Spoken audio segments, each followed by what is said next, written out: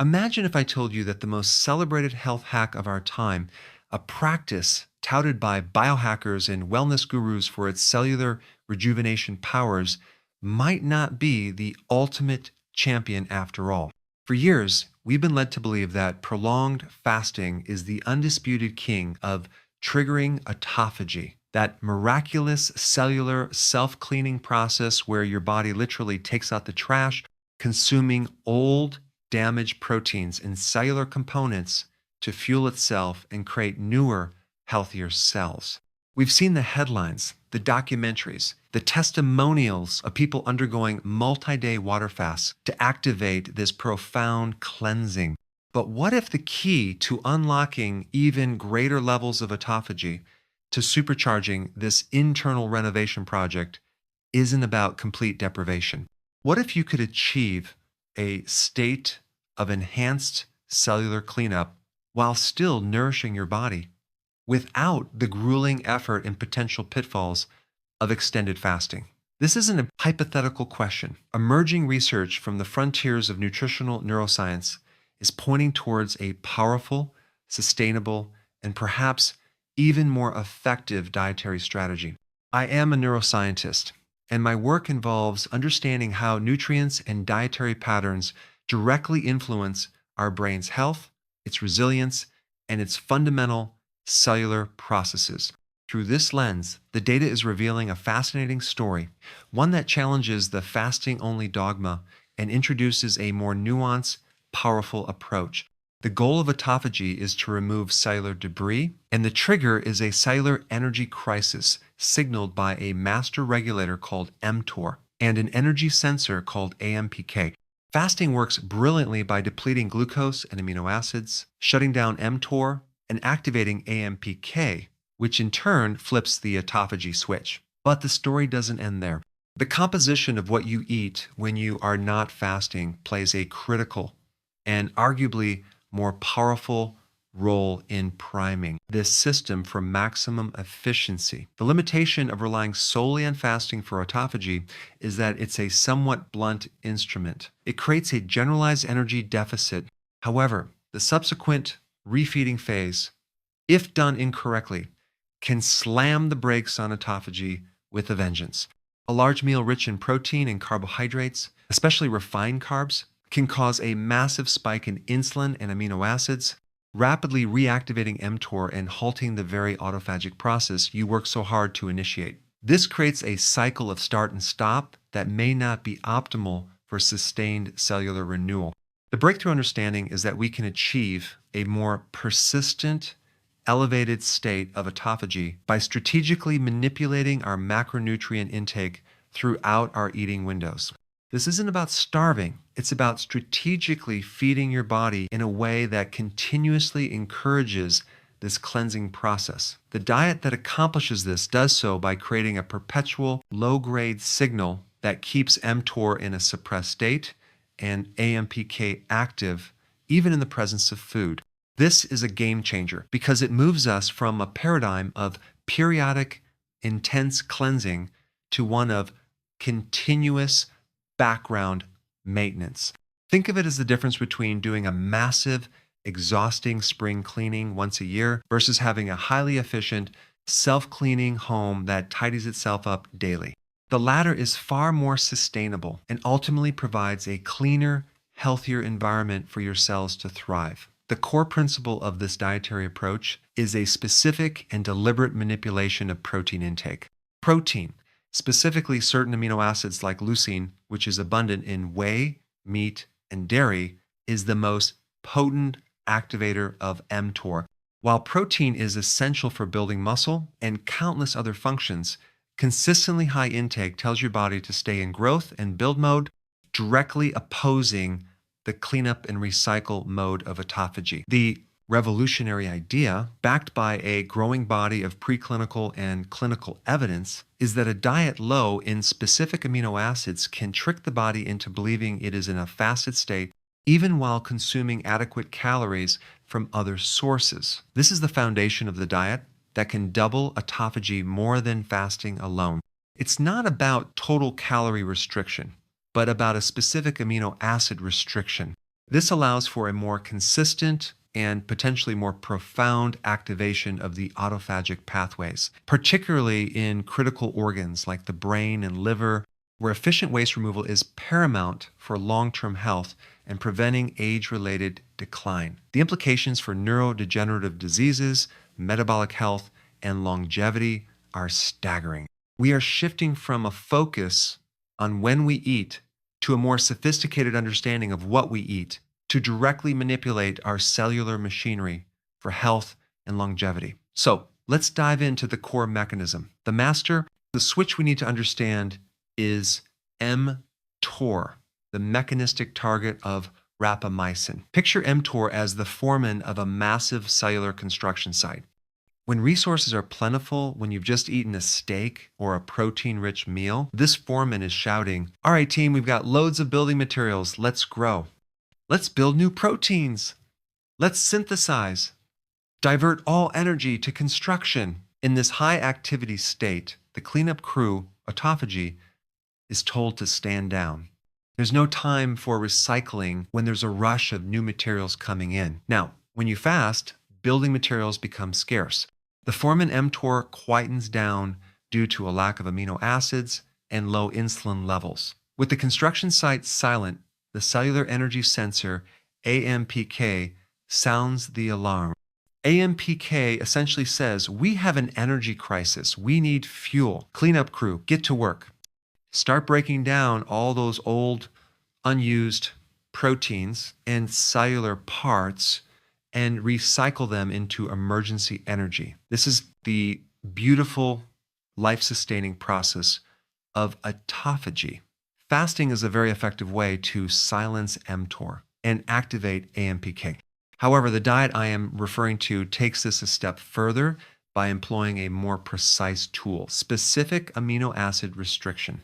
The key insight is that not all dietary components signal feast to mTOR with the same intensity. Carbohydrates do it indirectly through insulin, which can activate mTOR pathways, but the most direct and potent signal comes from the branched-chain amino acids, particularly leucine. Leucine is like the foreman's favorite espresso shot. It jolts mTOR into a frenzy of activity.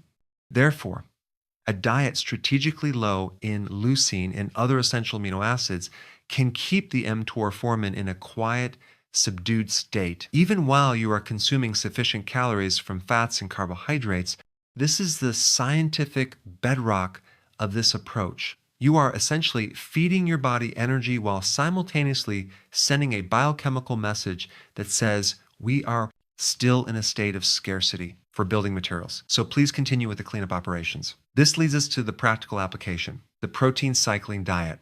This isn't a low-protein diet in the long-term sense, which can be detrimental, especially as we age and risk sarcopenia. Instead, it's a cyclical approach. You would periodize your protein intake, creating windows of low-protein consumption to promote autophagy and windows of higher protein intake to support muscle synthesis and repair. For instance, you might have 5 days a week where you consciously keep your protein intake low, around 10-15% of your total calories, focusing on getting those calories from healthy fats, complex carbohydrates, and most importantly, prioritizing plant-based protein sources, which are typically lower in leucine compared to animal sources.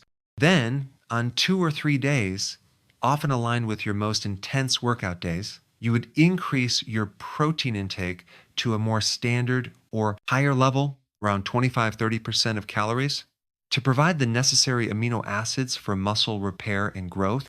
This strategic cycling prevents your body from fully adapting and keeps the autophagic response sharp. On your low protein days, the types of food you choose are critical.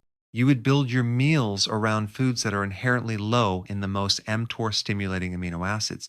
This means embracing legumes like lentils and chickpeas, which contain protein but have a more favorable amino acid profile for our purpose, along with a wide array of vegetables, whole grains like oats and quinoa, nuts, and seeds. The goal is to avoid the concentrated leucine bombs found in whey protein, beef, chicken, and dairy during these specific windows. Instead of a chicken breast, your meal might be a large lentil soup with a side of roasted vegetables drizzled with olive oil in a quinoa salad. This provides ample energy, phytonutrients, and fiber, but a minimal signal to the mTOR pathway, thereby allowing autophagy to proceed. The beauty of this is that you are not in a state of energy deprivation. You can feel satiated and nourished, all while your cells are engaged in a profound level of self cleaning. That, according to several animal studies and emerging human data, can exceed the levels seen in fasting mimicking diets. This is because you are avoiding the refeeding spike that halts autophagy. You are maintaining a steady, low level trigger for days on end, leading to a cumulative effect that a shorter fast cannot match.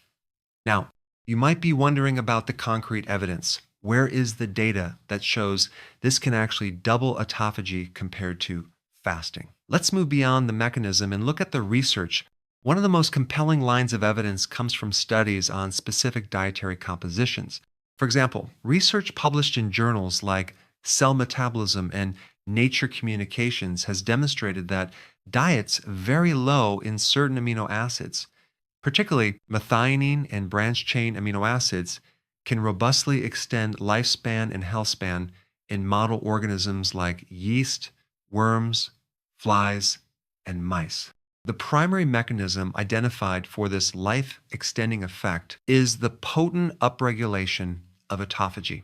In one pivotal study, mice placed on a diet low in methionine showed a dramatic increase in autophagic flux in the liver and brain, far surpassing the levels seen in mice on a standard diet, even when the control mice were subjected to periodic fasting. The researchers concluded that the specific nutrient composition was more critical for activating this pathway than the mere absence of calories.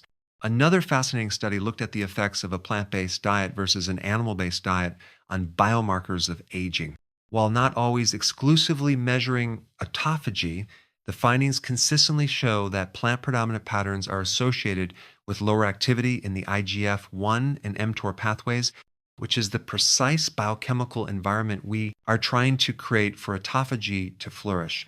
Furthermore, human trials involving protein-restricted diets have shown rapid and significant reductions in circulating IGF-1 levels, a key growth factor that works hand in hand with mTOR.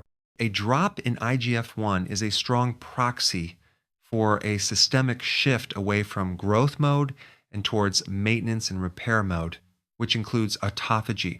But the most direct human relevant data comes from research on specific diseases.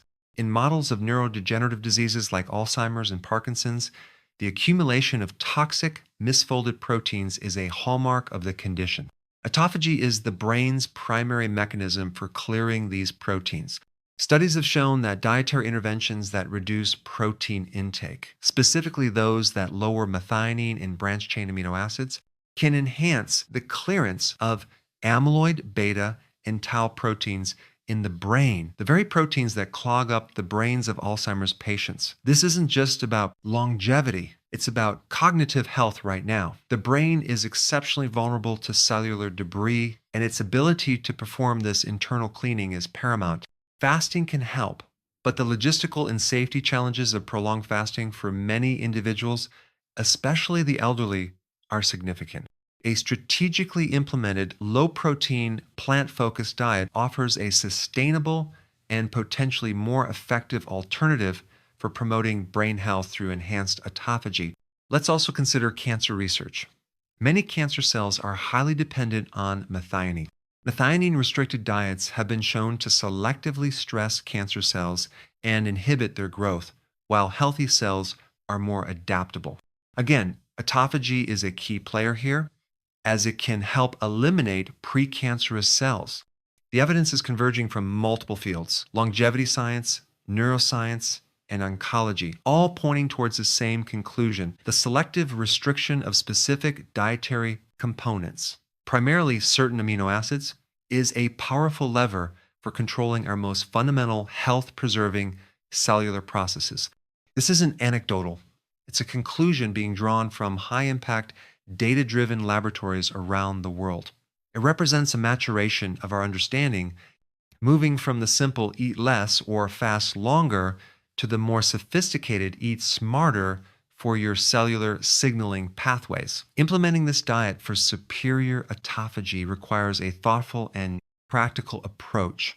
It's not about simply skipping protein, it's about a deliberate and strategic design of your plate. Let's create a clear, actionable plan. First, you need to define your cycles. A simple and effective starting point is a 5 to 2 protein cycle. For 5 days of the week, you follow a low protein, plant strong diet. On these days, your protein intake should be between zero point 0.6 to zero point 0.8 grams per kilogram of body weight. For a 70 kilogram person, that's roughly 42 to 56 grams of protein per day. The critical point is that this protein should come predominantly from plant sources. Your meals should be built around a foundation of non-starchy vegetables. Think leafy greens, broccoli, cauliflower, bell peppers, mushrooms, which are extremely low in protein and calories, but high in fiber and nutrients. Then, add a generous serving of complex carbohydrates like sweet potatoes, brown rice or oats, and healthy fats from avocados, olive oil, nuts, and seeds. For your protein source, you will focus on legumes, lentils, black beans, chickpeas, and kidney beans. You can also include small amounts of whole soy foods like tofu and tempeh, as their amino acid profile, while complete, is still less potent at stimulating mTOR than animal-based proteins. A sample day on a low-protein phase would look like this. Breakfast could be a large bowl of oatmeal made with water, topped with berries, a tablespoon of flax seeds, and a sprinkle of cinnamon. Lunch could be a massive salad with mixed greens, roasted vegetables, a quarter of an avocado, and a dressing made from lemon juice and olive oil, with a half cup of chickpeas as your protein. Dinner could be a lentil and vegetable soup with a side of sautéed kale. This pattern provides volume, nutrition, and satiety while keeping leucine and methionine intake low. Then, for 2 days of the week, ideally on days you engage in resistance training or high-intensity interval training, you switch to a higher protein intake. On these days, aim for 1.6 to 2 grams of protein per kilogram of body weight. For our 70 kilogram person, that's 112 to 140 grams of protein. This is where you reintroduce high quality, complete proteins to signal muscle growth and repair. You can include animal proteins like chicken, fish, eggs, and lean red meat. Or if you prefer plant-based, you can use a combination of legumes and a high-quality plant-based protein powder. The workout creates a strong anabolic demand, and the influx of amino acids will be preferentially shuttled towards muscle protein synthesis, minimizing any potential negative impact on your autophagic baseline. This cyclical approach gives you the best of both worlds: sustained periods of enhanced cellular cleansing and designated windows for muscular maintenance and growth. It prevents the body from adapting and makes the diet socially sustainable. You don't have to be the person who never eats out with friends. You can simply schedule your higher protein days around social events. It's also crucial to listen to your body. If you feel weak or unwell, especially when starting, it may be a sign to adjust your ratios or ensure you are consuming enough total calories from fats and carbs. Hydration is, as always, non-negotiable. And for certain populations, like pregnant women, individuals with specific metabolic conditions, or the frail elderly, this kind of dietary change should only be undertaken with medical supervision. The goal is to harness the power of nutrient signaling, not to create a new form of malnutrition. By cycling your protein in this manner, you are essentially speaking the language of your genes, telling them when to clean house and when to build muscle, orchestrating a symphony of health that goes far beyond what simple calorie restriction can achieve. This is the practical application of the science, a dietary strategy you can start implementing today to tap into a deeper level of cellular health. As we bring this exploration to a close, let's reflect on the profound shift in perspective. We have journeyed from the widely accepted model of fasting as the ultimate autophagy activator to a more refined, powerful, and sustainable strategy rooted in the science of nutrient signaling.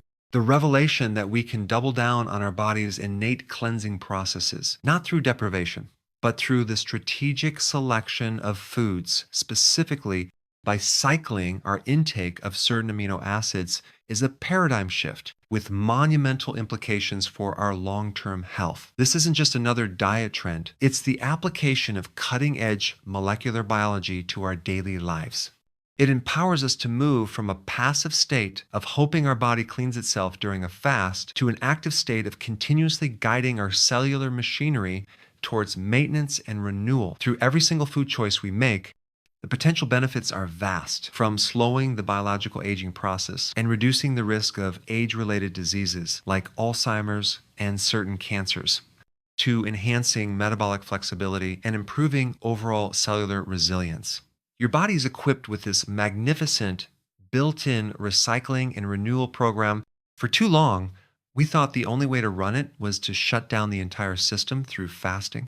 We now understand that we can keep the system running on energy-saving mode, quietly and efficiently running the cleanup scripts in the background by simply being more intelligent about the fuel we provide. This approach honors the complexity of our biology. It recognizes that health is not found in a single extreme action, but in the consistent, nuanced application of knowledge.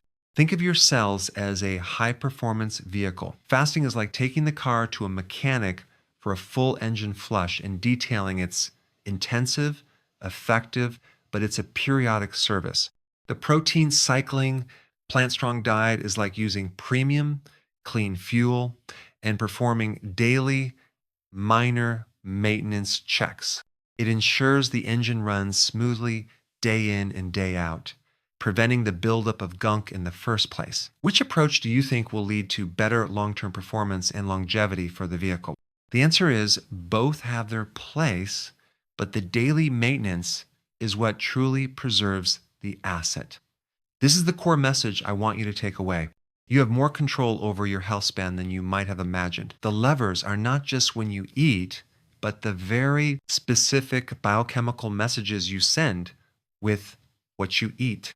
By embracing a diet rich in plant-based foods, healthy fats, and complex carbohydrates, and by strategically cycling your protein intake, you are no longer just a consumer of food.